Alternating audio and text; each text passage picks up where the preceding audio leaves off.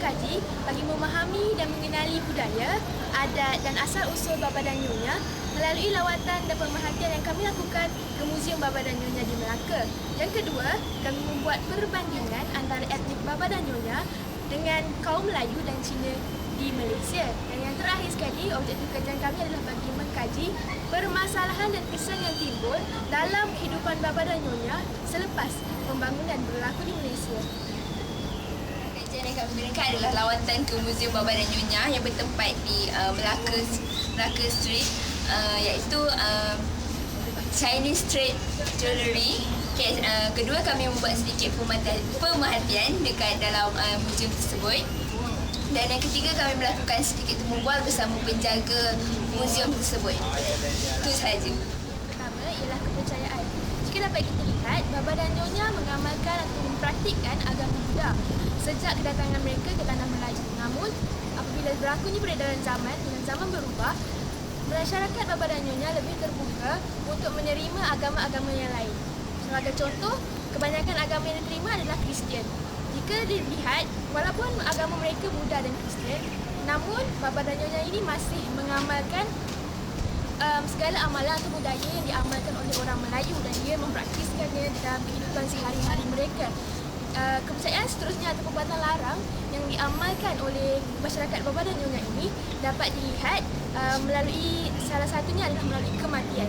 Jika berlaku kematian di dalam masyarakat Baba dan Nyonya ataupun keluarga Baba dan Nyonya ini, mereka diharuskan ataupun diwajibkan untuk memakai pakaian hitam ataupun gelap dan dilarang sama sekali memakai pakaian berwarna-warni dan barangan kemas selama 3 tahun berturut-turut.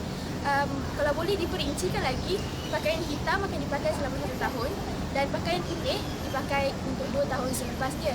Pantang larang ataupun kepercayaan yang seterusnya adalah memberi sembahan makanan ataupun penyembahan makanan kepada roh-roh nenek moyang mereka ataupun pada Tuhan yang mereka percayai. Kepercayaan terakhir yang dapat kami lihat melalui pemerhatian yang kami lakukan di dalam Muzium Baba dan Nyonya di Melaka adalah mengenai kawasan ataupun amalan yang diamalkan oleh Baba dan Nyonya dengan meletakkan cermin yang banyak dalam rumah-rumah mereka sebagai tanda untuk menghalau roh-roh jahat daripada memasuki rumah Baba dan Nyonya tersebut. Kajian yang kedua adalah dari segi pemakaian. Jika hendak melihat segi pemakaian, kita lihat kepada pemakaian si wanita. Nyonya lebih terkenal dengan pemakaian kebaya Nyonya, iaitu kebaya yang bersifat lebih pendek daripada kebaya Melayu. Kemudian kebaya ini dipadankan dengan kain batik. Kalau dari segi pakaian ketika perkahwinan, Nyonya pada zaman dahulu memakai chongsam yang bersifat lebih menutup dan labuh. Manakala pada zaman sekarang, Nyonya memakai pakaian yang bersifat kebaratan, iaitu seperti gaun perkahwinan. Jabatan kajian yang ketiga ialah kebudayaan masyarakat Baba dan Nyonya dan ianya dapat dibahagikan kepada 3 bahagian yang utama, iaitu tarian, perayaan dan perkahwinan. Okey, untuk perkahwinan, masyarakat Baba dan Nyonya ini dia mengamalkan upacara minum teh, iaitu sebagai satu cara untuk diorang menghormati orang tua dalam keluarga tersebut. Manakala untuk perayaan juga pula, masyarakat Baba dan Nyonya ini dia merayakan perayaan Tahun Baru Cina, perayaan Kuih Bulan dan Pesta Tanglo. Dan untuk tarian pula, diorang macam masyarakat Cina juga, diorang membuat tarian singa,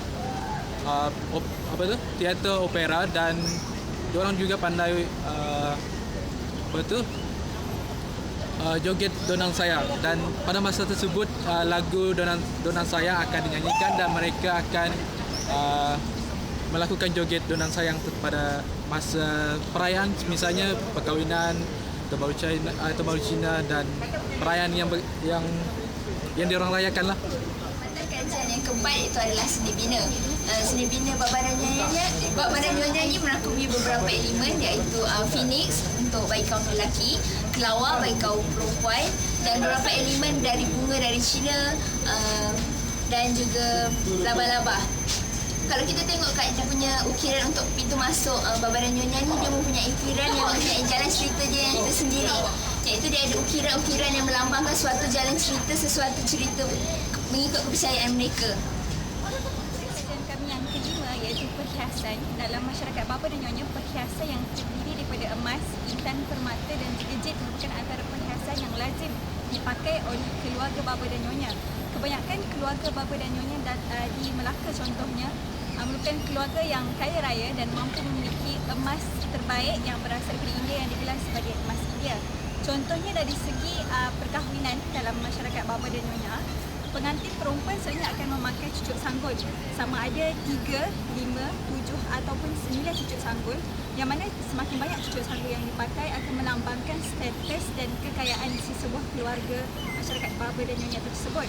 Selain daripada itu, dalam perkahwinan juga, pengantin lelaki dan perempuan akan mempunyai pengapit, dan pengapit ini akan memakai perhiasan yang berbentuk seperti ikan, yang mana semakin banyak perhiasan berbentuk ikan ini, maka semakin tinggi status, dan perhiasan ini dikatakan dapat memberikan tuah, serta terdapat perhiasan ikan yang besar dan juga yang kecil. Ikan yang kecil ini akan mengelakkan si pemakai daripada nasib buruk dan juga akan melindungi pemakai daripada anasi-anasi jahat.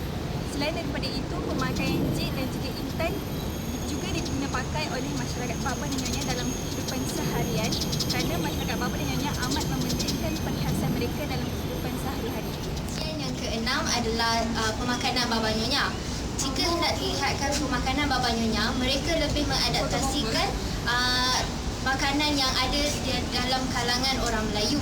Sebagai contoh, hidangan Baba Nyonya adalah seperti asam pedas, ayam poteng, sambal ikan bilis dan sebagainya. Jika hendak dilihatkan dari segi kuih-muih pula, mereka memakan makanan seperti kuih seperti kuih lapis, bahulu, onde-onde dan sebagainya. Dari sini kita boleh melihat bahawa pengaruh orang Melayu mempengaruhi pemakanan orang